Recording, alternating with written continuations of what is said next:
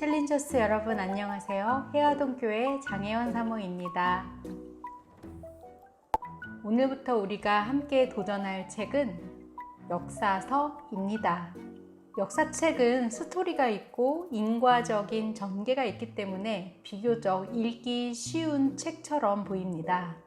하지만 성경의 역사책은요, 신학적 역사서라고도 불리는데요. 그 이유는 단순히 역사적 사실만을 나열하거나 역사가 개인의 주관적인 기호로 역사적인 사실을 선택하는 것이 아니라 하나님의 구원의 관점에서 역사를 서술해 나간다는 점을 특징으로 가지고 있기 때문입니다. 따라서 우리가 성경의 역사서를 읽어 나갈 때 같은 신앙의 공동체에 속한 우리 자신을 돌아보면서 우리는 어떠한 믿음의 자세를 가지고 삶을 살아나가야 하는지를 역사를 통해 배우고 깨닫는 시간이 되시길 바랍니다. 오늘 소개해드릴 첫 번째 책 여호수아는요, 모세의 뒤를 이은 이스라엘의 두 번째 지도자로서 여호수아가 이끄는 이스라엘 백성이 이집트를 탈출한 끝에 결국 가나안 땅에 정착해서 자신의 땅을 분배받는 이야기, 그 이야기를 펼쳐나가고 있습니다. 여호수아의 구조를 빠르게 살펴보면 1장부터 12장까지는 가나안 땅의 정복 전쟁 이야기가 펼쳐지고요. 13장부터 21장까지는 그 정복한 가나안의 땅을 이스라엘 각 지파가 분배받는 이야기가 쓰여져 있습니다. 그 다음 22장부터 마지막 24장까지는 여호수아가 이스라엘 백성에게 마지막으로 설교하는 장면이, 그 내용이 실려 있습니다. 출애굽의 약속은 물론이고 그보다 더 이전에 아브라함에게 약속하셨던 이 가나안 땅을 내가 너의 자손에게 주리라고 약속하셨던 하나님의 언약이 성취되고 있는 그 책이 바로 여호수아라고 할 수 있겠는데요. 그 언약이 성취되기 일보 직전에 이스라엘 백성이 통과해야 하는 마지막 관문은 바로 전쟁이었습니다.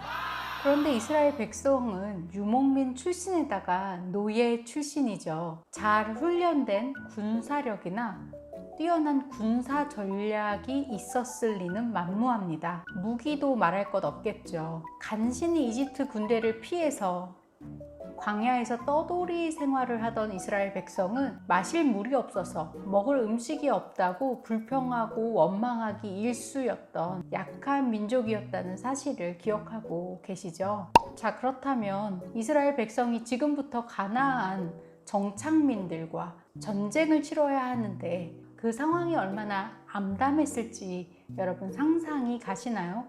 여호수아의 핵심 주제가 바로 여기에 있습니다. 여호수아 1장 8절과 9절을 제가 읽어보도록 하겠습니다. 이 율법책을 내 입에서 떠나지 말게 하며 주야로 그것을 묵상하여 그 안에 기록된 대로 다 지켜 행하라.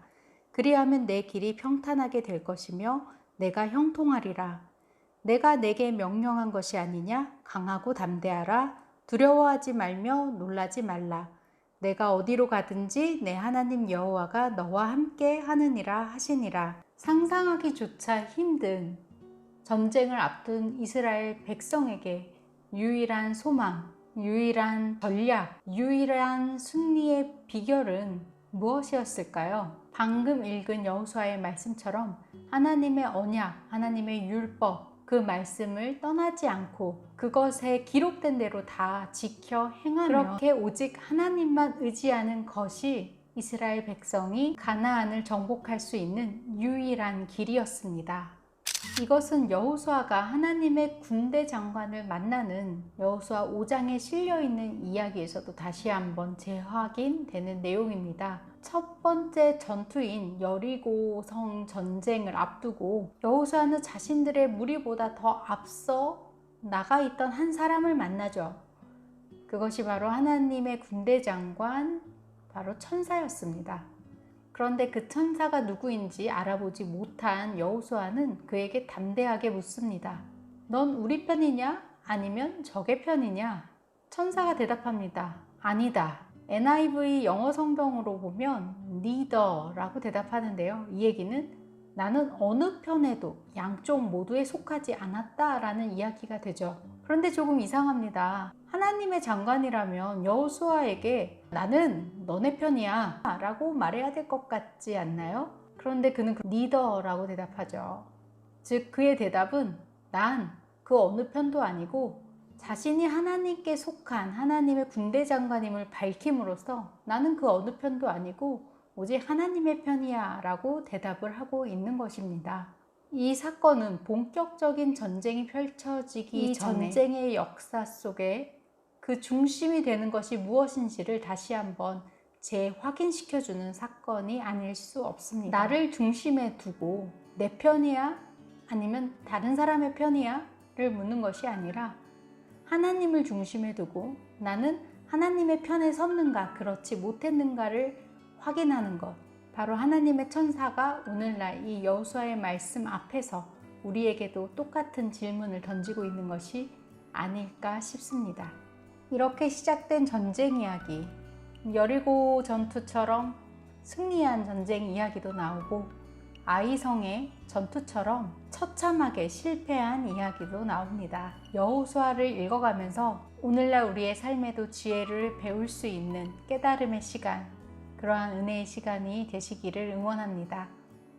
두 번째 책 사사기는요, 사사라는 말의 의미처럼 재판관이다 라는 뜻을 가지고 있는 책의 제목입니다. 이 재판관은 가나안에 정착하면서 살았던 이스라엘 12지파가 각기 그들의 필요에 따라서 그때그때 세웠던 지도자들을 가리키는 명칭인데요. 대체로 그들은 이스라엘 백성을 적으로부터 구원하는, 가나안 민족의 침략으로부터 지켜주고 보호해주는 군사적인 지도자를 의미했습니다. 이 사사기에는 가나안에 정착해 살았던 이스라엘 백성이 모세의 가르침과 여호수아의 신신당부에도 불구하고 얼마나 빠르고 얼마나 쉽게 하나님의 율법을 저버리고 하나님을 잊었는가에 대한 이야기를 하고 있는 책이기도 합니다. 그로 인해 벌어지는 비참하고 처참한 이스라엘의 흑역사가 바로 사사기입니다.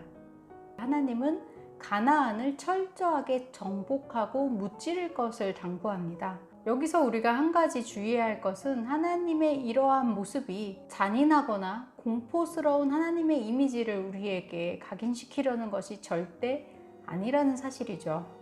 하나님께서 이스라엘 백성 가운데 철저하게 거부하고 배척하길 원하셨던 것은 가나안의 타락했던 문화였습니다. 당시 가나안은 성적인 문란과 타락은 물론 우상숭배의 자녀를 제물로까지 바치는 심각한 폭력의 문화가 지배하고 있었습니다.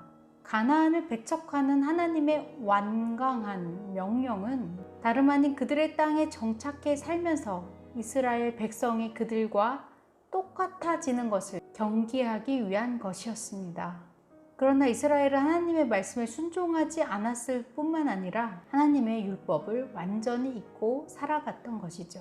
그래서 사사기 곳곳에는 폭력적이고 아주 잔인하면서 트라우마틱한 사건들이 실려 있습니다. 사사기를 대표하는 구절을 뽑으라고 한다면 이스라엘 자손이 또 여호와의 목전에 악을 행하니라, 사람마다 자기 소견에 옳은 대로 행하였더라 라고 하는 말씀입니다. 반복되는 이스라엘의 죄악과 만행, 하지만 그럼에도 불구하고 그들의 부르짖음에 응답하기 위해서 일시적으로 사사를 세워주시고 그들을 통해 이스라엘 백성을 구원하시는 하나님의 이야기가 반복됩니다. 여호수아와 사사기는 오늘날 세상의 문화와 영적 싸움을 하며 살아가는 오늘날 우리들에게까지 동일하게 적용되는 말씀입니다. 여호수아와 사사기가 우리에게 이러한 질문들을 던집니다. 우리 삶에 놓여있는 영적 전쟁에서 우리가 승리할 수 있는 힘은 어디로부터 오는 것일까요? 여러분의 신앙은 나는 하나님께 속하였는가를 묻고 있습니까? 아니면 하나님을 향하여 하나님은 제 편이십니까? 를 묻고 계십니까? 코로나 팬데믹과 포스트 코로나 시기에 성경의 역사서를 읽어 나가는 지금의 우리는 이러한 질문을 던져가면서 지금 우리의 신앙을 돌아봐야 할 때가 아닌가 생각합니다. 길고 긴 역사서를 읽어 나가시면서 우리 챌린저스 여러분의 삶 가운데 구원하시는 하나님의 놀랍고 풍성한 은혜가 함께하기를 간절히 기도합니다. 그러면 우리 모두 여호수아와 사사기 읽기 도전도 파이팅 합시다. 파이팅!